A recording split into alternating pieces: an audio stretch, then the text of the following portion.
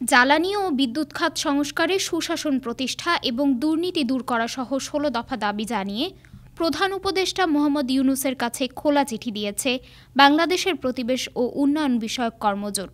এই সংস্কার প্রভাবে পরিবেশের ভারসাম্য রক্ষায় শূন্য কার্বন নিশ্চিত করার জন্য নতুন মহাপরিকল্পনা গ্রহণ করার কথা বলা হয়েছে। ১৬ দফা দাবিগুলো হচ্ছে: বিদ্যুৎ ও জ্বালানির দ্রুত সরবরাহ বৃদ্ধি আইন ২০১০ অবিলম্বে বাতিল করা,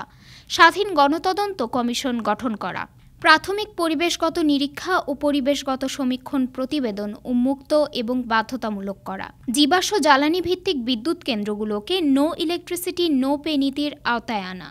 চুক্তি সম্পাদিত তবে নির্মাণাধীন নয় এমন সব জীবাশ্ম জ্বালানি ভিত্তিক বিদ্যুৎ কেন্দ্র বাতিল করা, অনুমোদিত এবং প্রস্তাবিত নতুন এলএনজি টার্মিনাল নির্মাণ বাতিল করা, নবায়নযোগ্য জ্বালানি মহাপরিকল্পনা গ্রহণ করা, শূন্য কার্বন নিশ্চিত করার জন্য নতুন মহাপরিকল্পনা গ্রহণ করা,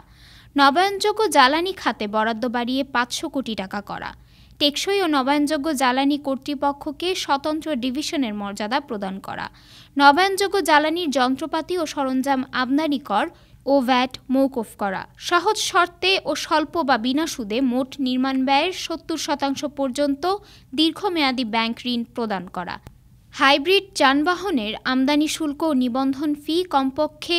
৩০% কম এবং বৈদ্যুতিক যানবাহনের ক্ষেত্রে কমপক্ষে ৫০% কম করা,